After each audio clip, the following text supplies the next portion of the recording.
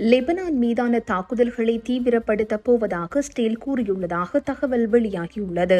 Iran மீதான தாக்குதல் மற்றும் கமேனியின் மறைவை தொடர்ந்து மத்திய கிழக்கு போர் நிலைமை தீவிர போக்கை காட்டி வருகிறது. இவ்வாறான சூழலில் லெபனானில் 50க்கும் மேற்பட்ட கிராமங்களில் வசிக்கும் மக்களை உடனடியாக வெளியேறுமாறு ஸ்டேல் ராணுவம் உத்தரவிட்டுள்ளது. லெபனானின் தென்பகுதி மற்றும் பெய்ரூட் புறநகர் பகுதிகளில் உள்ள 50க்கும் மேற்பட்ட கிராமங்களில் உள்ள மக்களை அங்கிருந்து வெளியேறுமாறு ஸ்டேல் அறிவித்துள்ளது. தாக்குதல் நடத்தப்படவுள்ள இலக்குகளில் இருந்து குறைந்தது 1000 மீட்டர் தொலைவிற்கு அப்பால் செல்லுமாறு மக்கள் அறிவுறுத்தப்பட்டுள்ளனர். ஈரான் மீதான ஸ்டேலின் தாக்குதல் மற்றும் கமேனியின் படுகொலைக்கு பழிவாங்கும் வகையில் ஹிஸ்புல்லா அமைப்பு ஸ்டேலை நோக்கி ஏவுகணை மற்றும் ட்ரோன் தாக்குதல்களை முன்னெடுத்திருந்தது. இதற்கு பதிலடியாக ஹிஸ்புல்லா அமைப்பின் கட்டுப்பாட்டில் உள்ள பெய்ரூட்டின் தெற்கு புறநகர் பகுதிகள் மீது ஸ்டேல் தற்போது வான்வழி தாக்குதல்களை ஆரம்பித்துள்ளது.